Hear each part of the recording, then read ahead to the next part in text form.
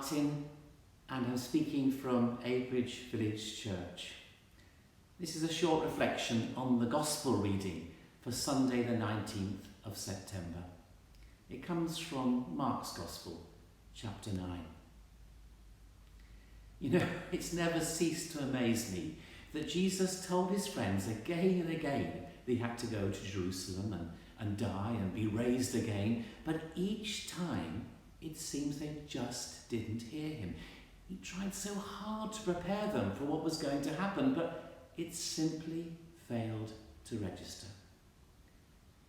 I suppose they thought it was just an impossibility, that their wonderful teacher and miracle worker friend would ever be betrayed and killed.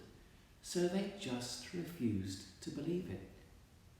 They must have thought that he was either exaggerating maybe, or perhaps talking in some sort of parable again.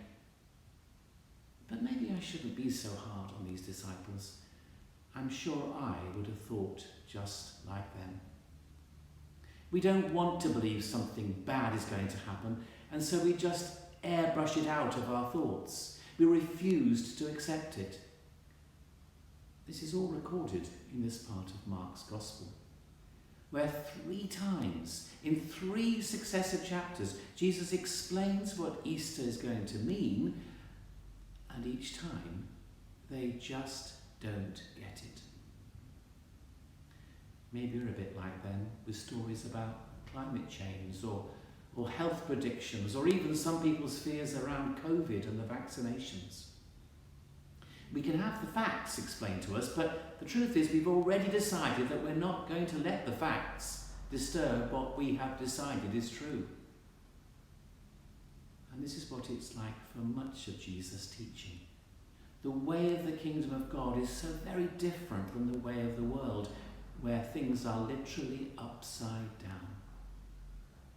And to turn them the right way around, we need to be shocked into rethinking, re-understanding and relearning so much.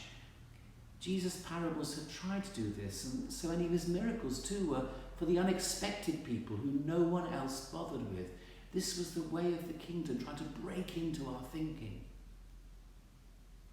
In our story today, the disciples and Jesus were coming back home to Capernaum.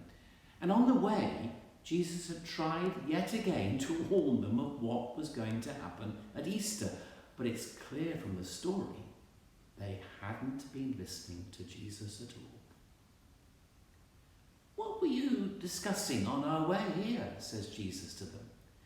And they go all embarrassed and quiet, because they'd been talking about which of them was the most important in that group. Who would be first? Who would be last when it came to the kingdom? Or at least their idea of the kingdom. How patient, how gracious, how loving Jesus is not to give up on them. Don't you get it, he says? Those who want to be first in the kingdom immediately disqualify themselves from that role. It's the ones who are last who will come first. The ones who serve others who are the greatest. Now this is turning everything on its head. And then comes a living parable. You see, there was a child in this house in Capernaum when they get there. We don't know whether it was a girl or a boy. We don't know how old he or she was. We don't know anything about this anonymous child, whether they were shy or awkward, unlovely or cute, sweet or annoying. But this child became a living parable of what it means to be great in the kingdom of heaven. How amazing that Jesus should take a child to illustrate this. You see, children had little status in those days. They were merely adults in waiting.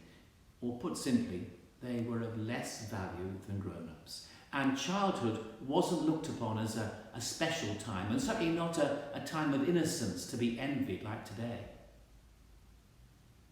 Once again, Jesus is turning to those that are on the edge, those who are marginalised, and points to them as examples of where to find God at work, how to spot the kingdom breaking into this upside-down world, as examples of what really matters in God's sight. And even more remarkably, this child becomes sacramental, a sign of something deep and spiritual that can revolutionize our thinking. Just like when we break bread and we drink wine, as we're receiving more of God's grace and the presence of Jesus in our lives, Jesus says that whoever receives this child, whoever welcomes this girl or boy, whatever they're like, they receive God and me. This is the thinking that turns our world upside down. It's not those with power and authority, not those with money and status, not those with education and physical strength who are the greatest as far as God is concerned. The great ones are the ones who stoop to receive a child. The great ones are the ones who put themselves last. The great ones are the ones that become servants of others. And of course, that's exactly what Jesus was going to do in Jerusalem. This little living parable is taking us back to where we started. He had to go and become nothing, be rejected, be killed, as the only way to become the greatest, the one who would truly earn our respect and love as Lord of all. And this is also going back to what it means to take up our cross.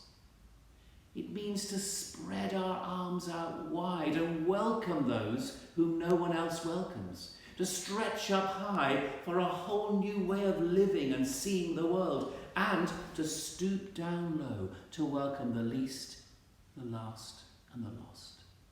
Those like this little child in that house in Capernaum. I wonder, will we dare to let this story change our understanding of what life is all about?